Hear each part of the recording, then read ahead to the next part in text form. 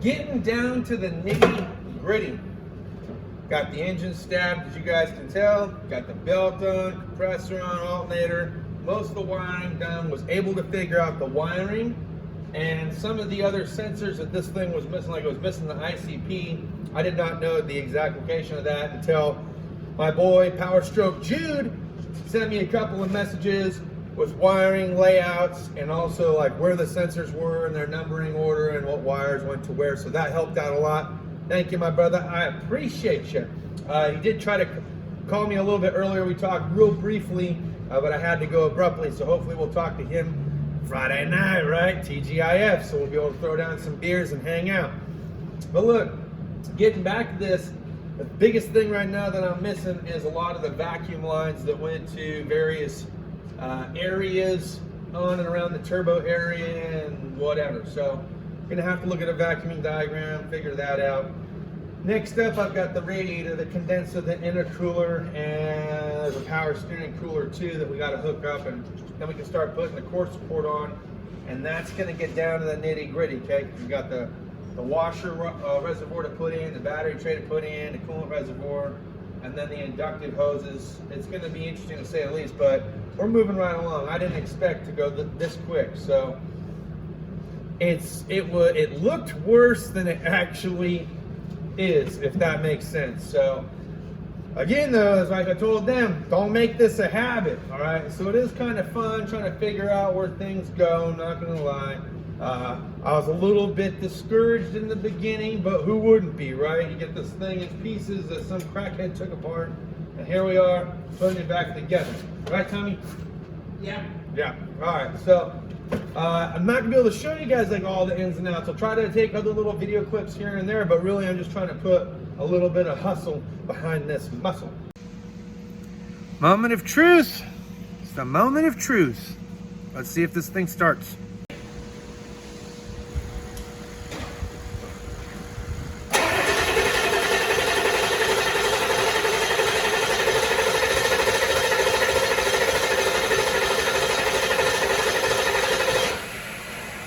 Picking up speed.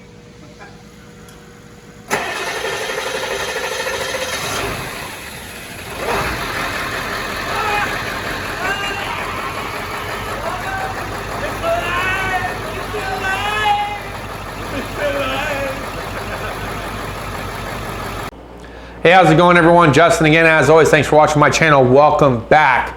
So the 7.3 liter Power Stroke Ford F450 job that I undertook that nobody else wanted wasn't as bad as I thought it was going to be.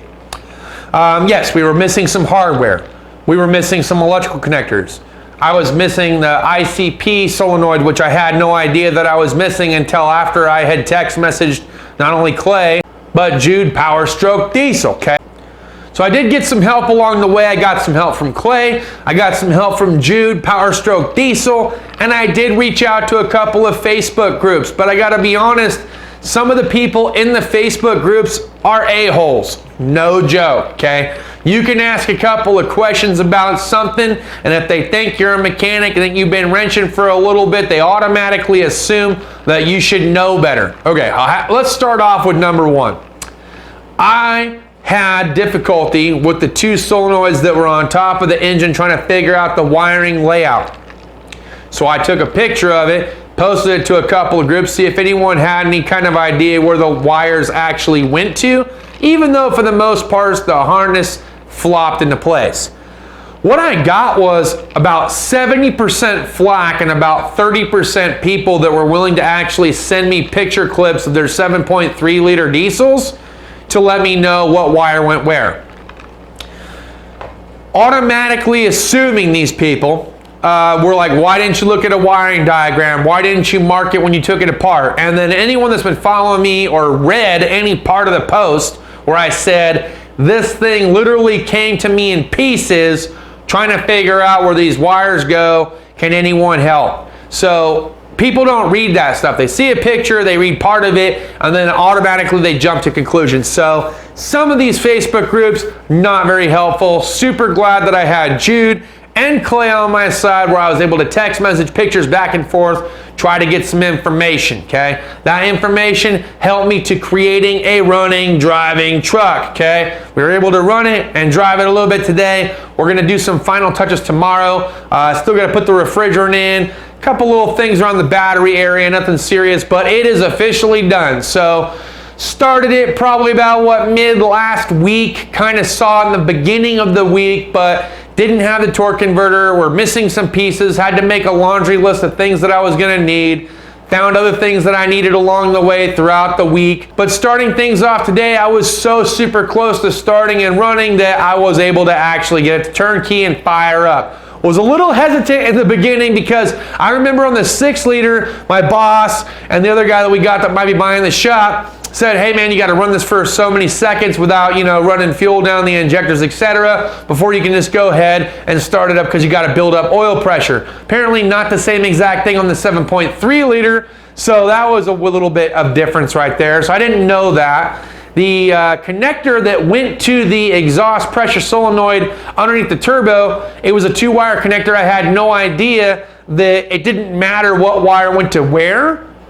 but you would think it would because it was a gray with crimson red and then it was a black with white tracer, but when you got the pigtail that it was missing from the auto parts store, both of them were black. Ask any diagnostician, ask any guy that's done electrical and automotive how many times the wiring diagram actually matches the wires, and you'll see why I posted pictures of various things throughout this entire project that I had questions about, to include one of the ground circuits. So from the passenger side, there was a big ground cable. Now on the driver's side, the ground cable came down, seemed pretty obvious that it goes onto the block. Me thinking the other one's got to go to chassis. Well, I had no idea that not only did it also go to the block, but it also went to the chassis and it also went to the body. So again, I kind of reached out to Jude as well as Clay, was able to get the information that I needed to make this thing a running, driving pickup. But little things that you run into along the way. I had a lot more reservation going into this project, not really wanting to do it. I was a little bit withdrawn because I was like, dude, literally this thing is in pieces and you want me to try to put this thing together. I just don't know if I can. But to my surprise, I did, okay? Looking at the nuts and bolts of things, yes, I grouped everything accordingly, found certain groups where all the bolts are pretty much the same exact length, same exact thread pitch, same exact color. I mean, I went through the whole entire thing and eventually found homes for most of them. The ones that I didn't find homes for were actually part of the components that were taken off of the old engine, and the new engine that we got came as a full assembly, so I didn't need some of the other bolts. So I had a box of bolts left, but it wasn't anything that prevented this thing from starting, running, or driving. So pretty excited about that.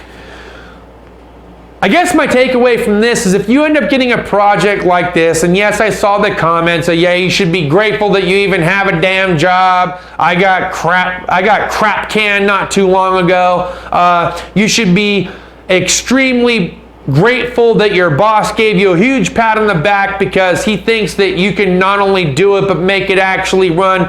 I get all that. It doesn't mean that from the technician's standpoint, you don't have reservations behind it to where you start wondering if you can. And even if you can do it, it doesn't mean that you necessarily want to.